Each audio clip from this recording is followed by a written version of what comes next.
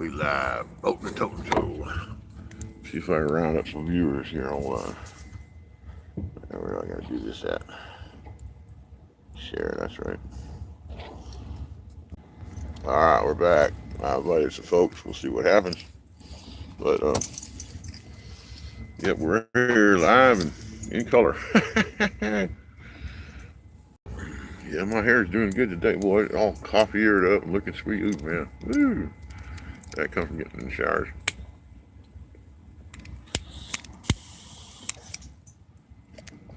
What we got?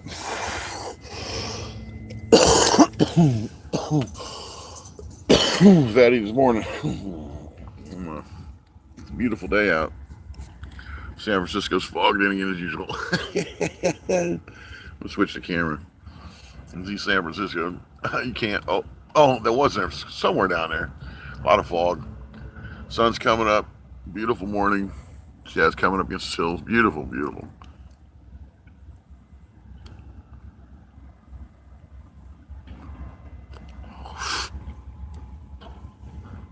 Well, we're sitting here talking about having a good old time.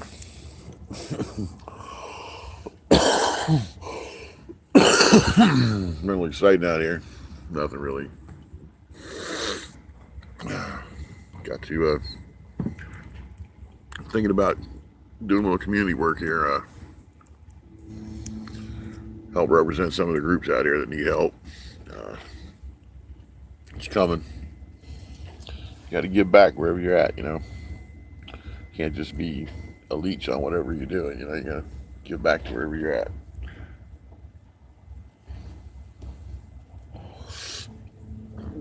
Got a fat auger this morning. Well, my bros come by last night, left a little bit of weed.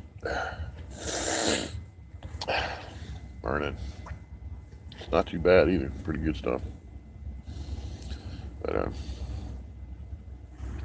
it's an epic morning, man. Actually, I don't look as rough as I normally do, man. Wee! Look pretty rough sometimes, I know. We'll be doing some sailing videos probably after the first of the year. Not comfortable going sailing until I get this thing like paid for. Once it's paid for, if I wreck it, and I don't care so bad, but if I sink it before I get it paid for, I'm gonna feel bad. So I'm not gonna sink it anyway, but gotta gotta be prepared for all eventualities. But it's nice out here. I got a couple more leaks somewhere on my skiff to fix. Other than that, my skiff's pretty much watertight, so it can get fun. And you go along and you realize, oh shit, I gotta bail some water before I go any further. And you bail the shit out of it and keep on going.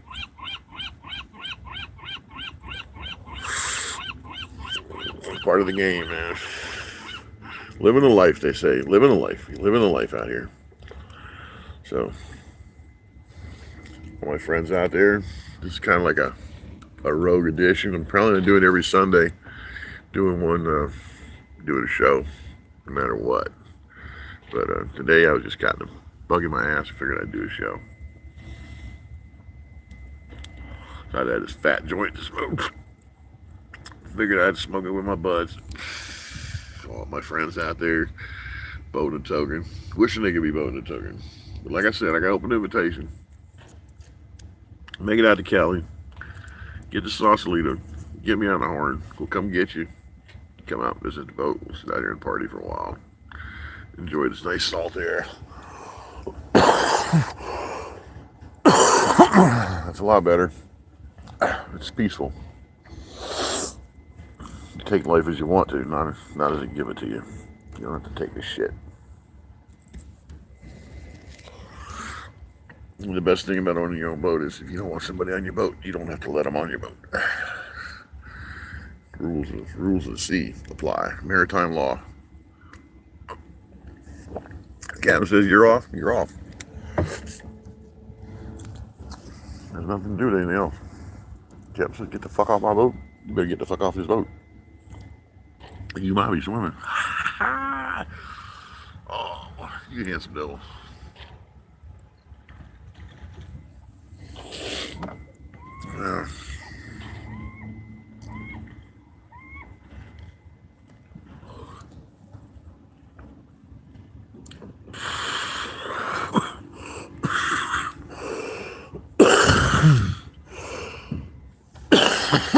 Oh, wow. I think I told you I got a good joke for y'all. This guy his lawnmower broke down, right?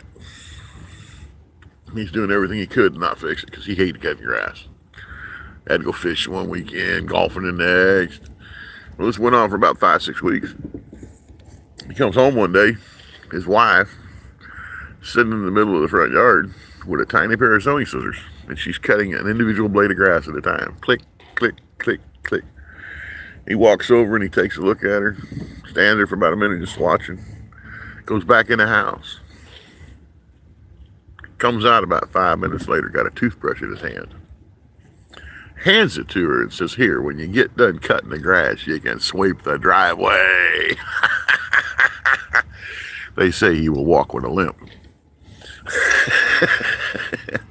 He does. But anyway, enough of that one. That was a good one. There we go. Got a pirate joke. Let me think. Here we go. There was this guy. He's having a party and got drunk in the party. So he decided to take an Uber home, right? So he took an Uber. And he got 400 likes and hoorays and all that. And one guy on there, "When are you going to bring my fucking Uber back?"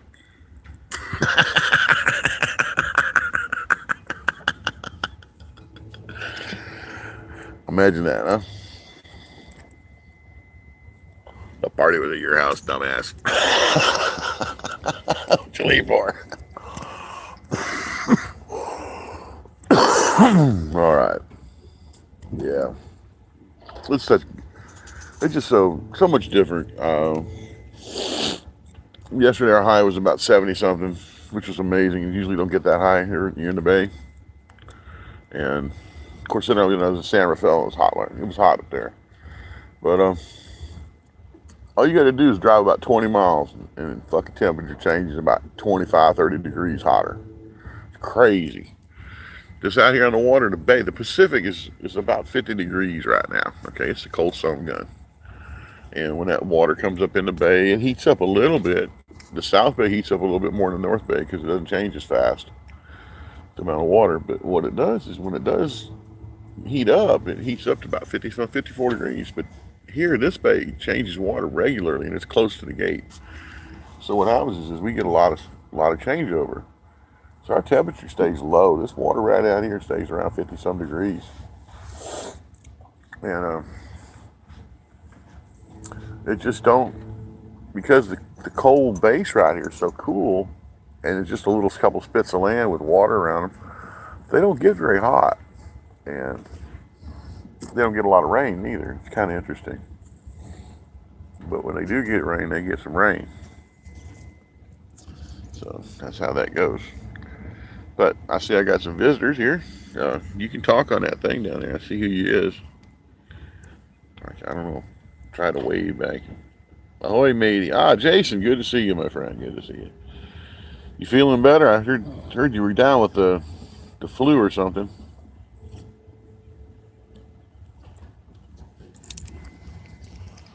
You know? Better relight this bad boy.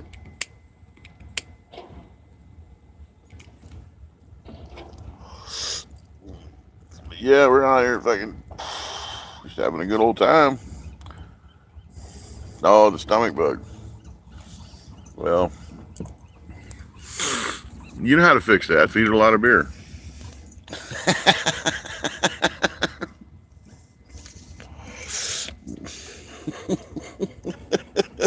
Give it some beer. It'll fix it.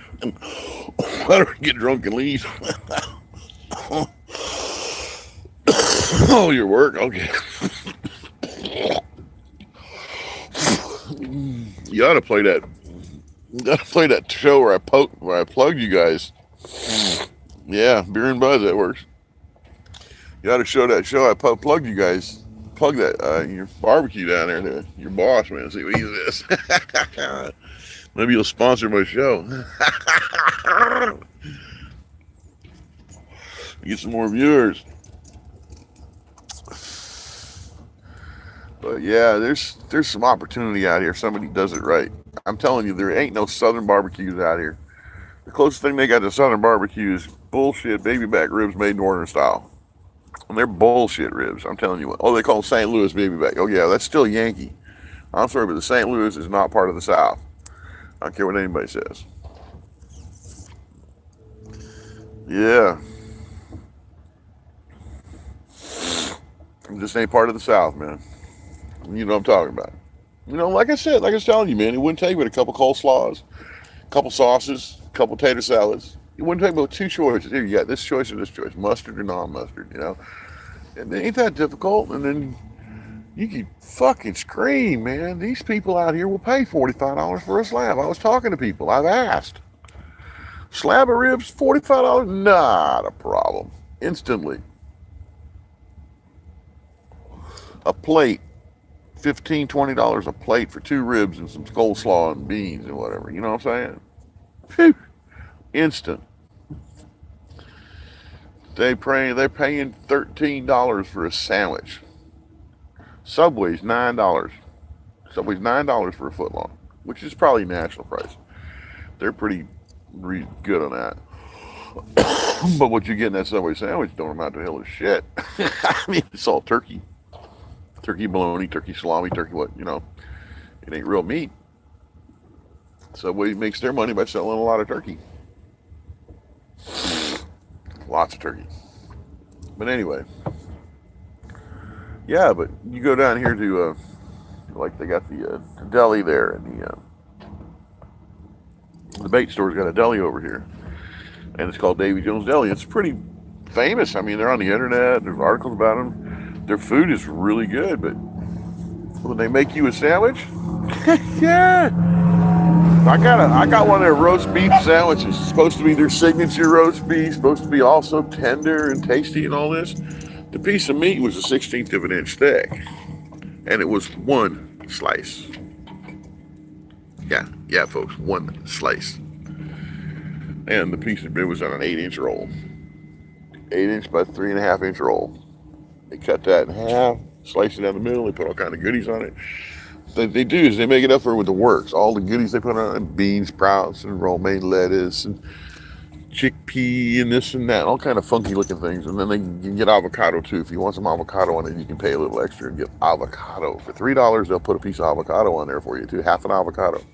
For $3, which is about half the price of an avocado, which is what one full avocado costs. So you're getting a good deal on that. But still, $13. It was $15 for that sandwich after taxes and all the other goodies that went with it. I was like, holy shit. And it had one little tiny striped piece of meat in it. I was like, you out of your fucking mind. I won't be going back there for a sandwich again. That's for sure. They're into the designer sandwiches for the yuppie, multi-million-dollar people who have more money than they know what the fuck to do with crowd, I guess. It's all I can figure, folks. It's all I can figure. I'm sitting here trying to think this out, Now, the restaurant next door called the Bayside Restaurant. I've showed it in videos before I've been on. I think some people have seen it. Their average entree runs, well, you can get a waffle for about $6, $7. Cup of coffee's $1 and something, maybe $2, I think. Drinks are comparable. They're about a couple bucks, just like everywhere else. It hasn't changed much.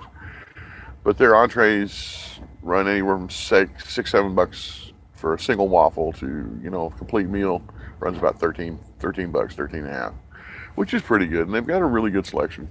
Plus, they do a really good smoothie. And they also do some really good ice cream. They got some good ice cream and stuff there. And it's a pretty decent little place. I would recommend it. You're going to get out of there for two people. You can get out of there for $35 with tip and everything. You're doing real. That's about right. You probably swing it for $30 if you don't get the big entrees. I usually like to get the steak and eggs or something like that because if I'm going to eat, I want to eat a good breakfast. I want to eat something solid. But they do have a French dip that's out of this world.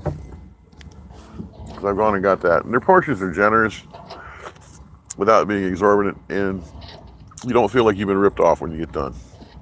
So, like I say, if you're ever over here, Bayside Restaurant's a good place to go. Can't say much for some of the other places. And then they got this Panda Express, Chinese place. I don't recommend Panda Express. Their portions are minor, are not comparable to what I'm used to at a Chinese takeout. Let's just put it that way. Well, we get some pelicans coming in.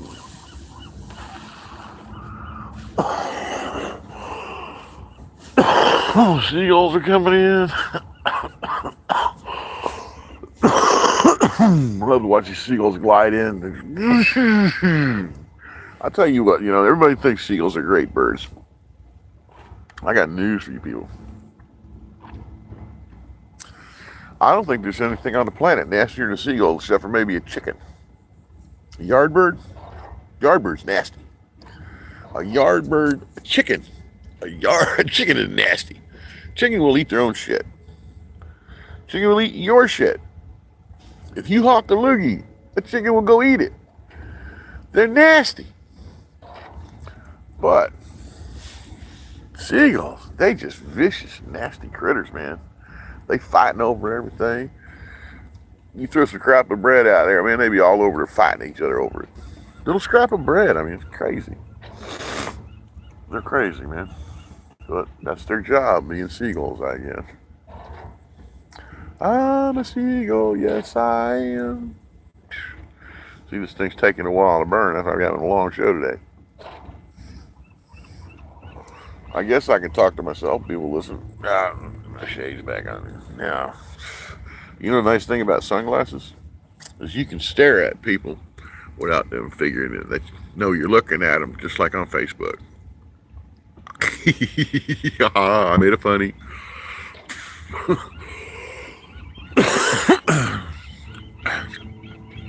Getting to know some good people out here that are good folks. There's a few of them. We got one guy out here, I don't understand him. He's got a pirate flag, California flag, and a rebel flag. My only question is how the hell you got a rebel flag? You ain't never been out of California. And by the way, folks, that is something. We don't have enough representation of the stars and bars down here. So if anybody out there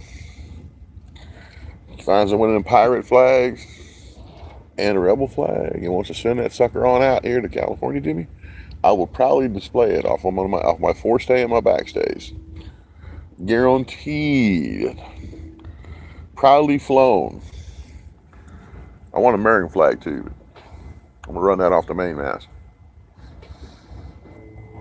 But I don't want a fucking rebel flag to put on the back.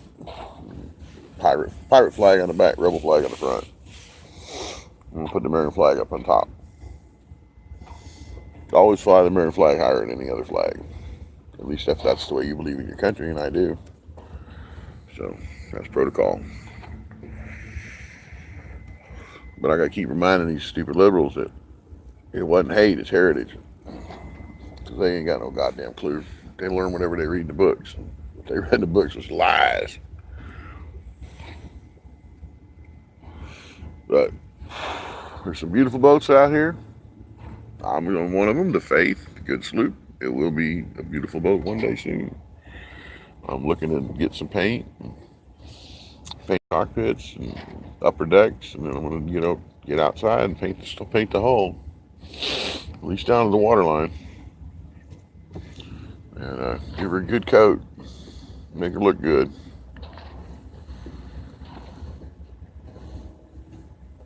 I would say that probably 6 months after I get this boat paid for, you won't recognize it as the boat I originally purchased.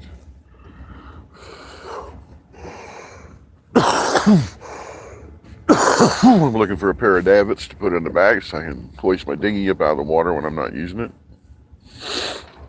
That's what I want to do. And I figured that's the best way to do it.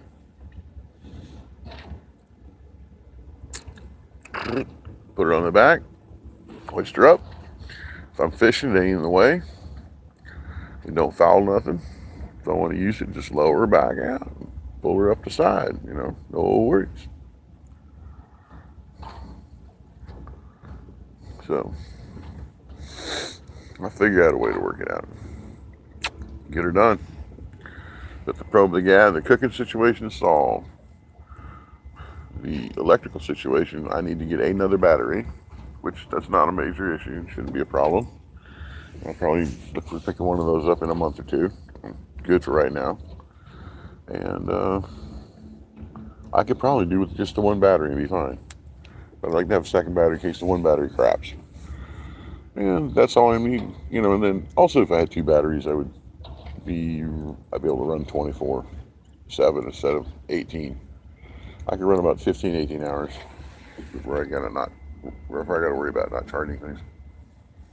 But if you charge other things, I have extra solar. I have a solar charger that if I charge that up, I can wear my shit down and run it on that. Off of that, if I have to, I can run 24 hours if I need to. All of a sudden comes back up and the chargers work again. Solar's about the cheapest, most effective I've found. And I'm looking at maybe getting a wind vane. One of them wind things, but you got to put them on a pole. And it's usually an 8-9 foot pole. It's got to be mounted on the back of your boat. Stand up, vertical. But that's not a bad idea. And then they've got these grills I want to get that you hang off the back. And it hangs out over the side.